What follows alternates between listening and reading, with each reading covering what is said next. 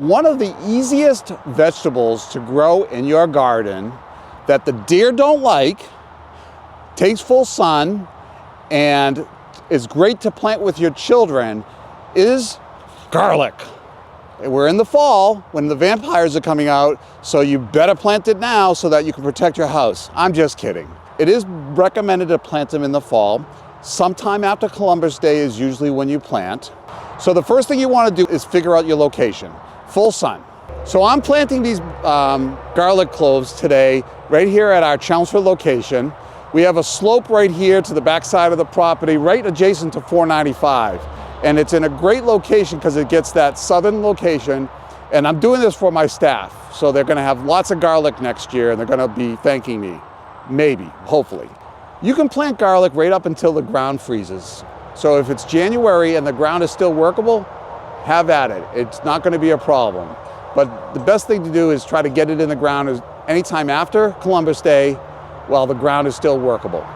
So the first thing you want to do is you want to take and dig a hole. Real simple, okay? Pull the mulch aside that's here. You're going to dig the hole, and the hole doesn't have to be that deep. That's about 4 to 5 inches. You want to do about 3 inches, 4 inches deep. So I can go a little deeper right now, that's fine. Then I'm going to use my trowel as my guide, and I'm going to do about 10 to 12 inches. An average trowel is about 12 inches. And I'm going to do another hole. They can go pretty close, as you can see. So in a small spot in your yard, you can have it. And you know, deer, bunnies, usually you may have a problem and you're like, oh, I got to put an enclosure around them to keep them from getting at my vegetables. These, you don't need to worry about it. They're not going to eat it. All right, so I've got 6 holes. I have my garlic. I have my compost. And I have my starter fertilizer for them. So I could use biotone, but bone meal has much more phosphorus, and it's an organic product. And so the bone meal is crushed up bones. You can see that. And then Bulb-tone has phosphorus in it as well. Bulb-tone you can use for your tulips, your daffodils, all your bulbs that bloom in the spring that you plant in the fall. So you take your Bulb-tone. Why don't I open it on the right side? So you take your Bulb-tone, or you can use your bone meal. This is the bone meal. So the first thing we're going to do is we're going to take some bumper crop and just put a handful of that in each hole. That's going to really help give some more life to the soil. Then I'm going to take about a handful of Bulb-tone and put it in the hole. Half a handful. About a half-full handful of Bulb-tone or bone meal. Either one. Okay? And I'm just going to circulate it into the hole. Circulate a word? Yeah. Just kind of twist and turn. Now, I opened up my package of garlic. This looks like the clove you would buy at the grocery store. A lot of the grocery stores, the growers may treat them with something to keep them from growing. So you want to buy natural cloves. And I'm going to give you an inside secret. Probably the worst thing I could say. Once you buy your first clove, you don't need to buy it ever again. Because I'm going to have 6 cloves here. And one of these I could take and repropagate next year. So I don't need to buy it year after year. So Noah, there's 2 types of garlic, soft neck and hard neck. Do you know the difference between the 2?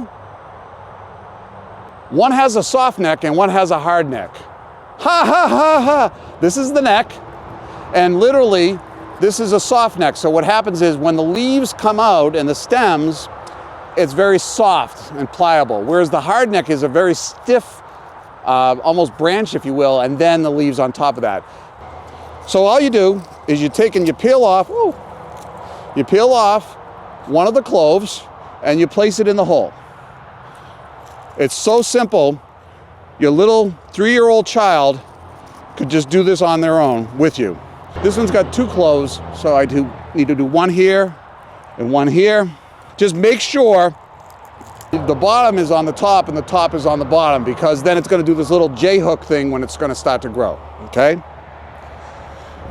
And then the next thing I do is I just backfill the soil around it, tamp it down.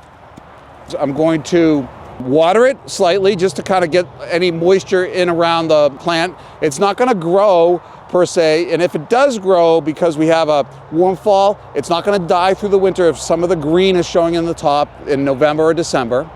I'm going to put a little bit of straw around it to help insulate it through the winter time. The next thing I'm going to do is just wait till spring. As soon as the snow melts and the soil starts to get warmer, I'm going to buy either dried blood, kelp meal, or some high nitrogen organic fertilizer and sprinkle that around the plant. From the time it starts in April till about the middle to end of May, I want as much growth to appear and grow. Sometime in June, I'm going to take the bone meal I have here and spread that around the plants. Because now I want the plant to stop growing green and start growing more of this. And the phosphorus in here will help develop that. And then in July, around 4th of July, these curly kind of pigtail type things called garlic scapes, I cut those and I can use those and saute them for cooking. And then around the end of July, beginning of August, the leaves start turning brown, and that's when I'm going to pull them up, let them dry naturally, and then I've got my 6 cloves of garlic. I planted at my house 45 cloves just yesterday, so I give them out to friends, relatives, and what have you. This is Jim Conley saying, thanks for listening. If you have questions about planting garlic or any other vegetables, leave it in the chat. We'll try to answer those questions. And until next time, thanks for listening and have a great day.